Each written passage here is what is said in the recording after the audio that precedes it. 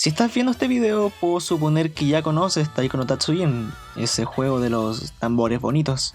Pues bien, si empezaste a jugar y no sabes muy bien cómo ir mejorando en el juego, esta serie de videos es para ti. En esta miniserie de tutoriales iremos viendo consejos para mejorar, algunos tips para tener en cuenta a la hora de jugar, entre otras cosillas que son bastante interesantes y te pueden ser de ayuda. Todos los videos serán cortitos y me enfocaré en cosas concretas, así iremos directamente al grano. En este primer video repasaremos lo más básico del Taiko y está destinado para los que recién vienen conociendo el juego. Más adelante subiré contenido para aquellos más familiarizados y que quieren conocer mecánicas más avanzadas. Así que toma asiento, ponte cómodo o cómoda y vamos con todo. Primero comenzaremos con lo más básico de lo básico. ¿Qué son estas dos notas de colores? Si has jugado con un control de Taiko o en un arcade, probablemente ya sepas esto, pero si has jugado con un control, quizás no entiendas por qué está hecho de esta forma. Estas dos notas son representaciones de dónde debes golpear el tambor con tus baquetas para hacer ya sea un ruido grave o uno agudo.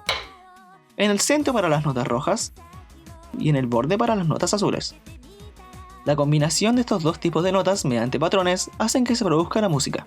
También hay una variante de estas notas que son más grandes y están pensados para tocarlos con ambos lados del tambor, golpeando con ambas baquetas, así también ganarás el doble de puntos. Si no quieres hacer esto, puedes golpearlo con una sola baqueta y el juego lo contará de igual forma, pero te otorgará menos puntos.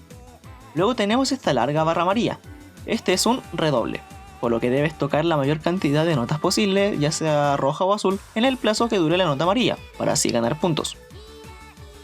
Luego tenemos una nota globo, bastante autoexplicativa. Tienes que golpear la cantidad de notas rojas que se indica en la pantalla para que el globo se infle y explote, y así darte puntos. Continuando con el juego, podrás notar que hay varios elementos, como una barra en la parte superior, un contador en la parte de la izquierda y una pequeña marca al lado derecho del contador. Comencemos con la barra. Esta barra se irá llenando a medida que vayas jugando. Mientras mejor lo hagas, más rápido se llenará. Dependiendo de cuánto se llena al terminar una canción, el juego decidirá si lo has completado de forma exitosa o por el contrario deberás hacerlo mejor la próxima vez. Para completar exitosamente una canción, deberás como mínimo llegar a esta zona amarilla. Adicionalmente, irán apareciendo más bailarines en la parte inferior, dependiendo de qué tan llena esté la barra, teniendo la mayor cantidad cuando la barra se encuentra completamente llena. El contador que está a la izquierda muestra cuántas notas has tocado sin equivocarte. Cada vez que falles una nota, el contador se reiniciará. Cada vez que toques 100 notas sin equivocarte, te darán un bonus con puntos extra. Y si completas la canción sin ningún error, se te otorgará un full combo y una corona dorada. Finalmente, esta pequeña marca indica el momento en el que debes golpear la nota para que se registre exitosamente. Si lo haces en el tiempo exacto, aparecerá un genial en color dorado, y si lo haces con un pequeño desfase, aparecerá solamente un bien de color blanco. Las canciones se pueden jugar en 4 dificultades: Kantan o fácil, Futsu o normal, Buskachi o difícil y Oni o extremo. Adicionalmente hay una quinta dificultad llamada Ura Oni, una versión alternativa del Oni, el cual es especial para ciertas canciones y por lo general es todavía más difícil.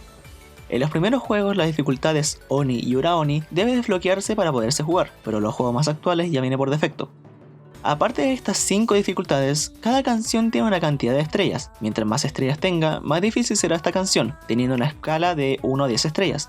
Por lo que si estás recién comenzando a jugar, es recomendable comenzar con dificultades bajas como Kantan no Futsu y canciones con pocas estrellas. Una vez que sientas un mejor manejo en esas dificultades, pasa a la siguiente y así respectivamente. Todo es cosa de práctica.